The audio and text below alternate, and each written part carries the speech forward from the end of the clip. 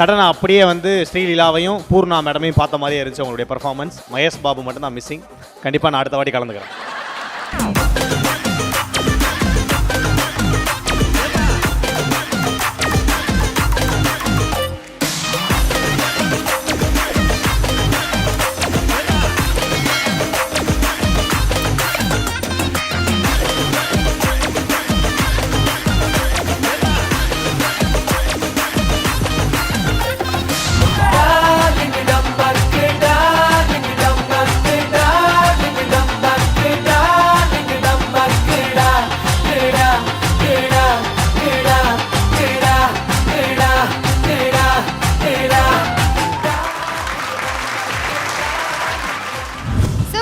Amazing. Thank you so much Shalin, Zoya and சிடபிள்யூசியில் உங்களை ஒரு சில ரியாக்ஷன்ஸ்லாம் பார்த்துட்டு இங்கே அந்த படத்தில் வர அந்த ஹாசினி மாதிரி பண்ணுறாங்களோ, இதுக்கு முன்னாடி சிடபிள்யூசியில் இருந்த ஒரு சில கண்டஸ்டன்ஸ் மாதிரி பண்ணுறாங்களோ அப்படின்ற மாதிரிலாம் வந்து கமெண்ட்ஸ் வரது நீங்கள் பார்த்துருக்கீங்களா? அப்படி பார்க்கும்போது உங்களுக்கு என்ன தோணும்?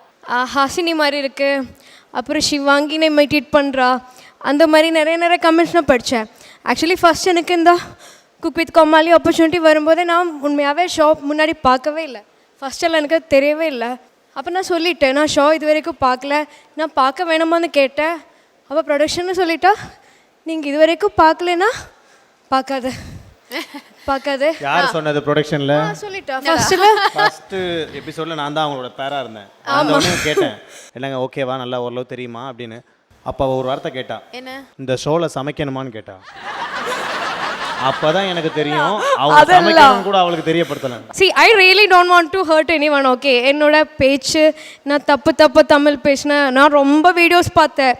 என்ன அப்படியே உட்காந்துட்டு இந்த மாதிரி இப்படி சர்ஜரி பண்ணுறது, நான் என்னடா இது, I am really sorry.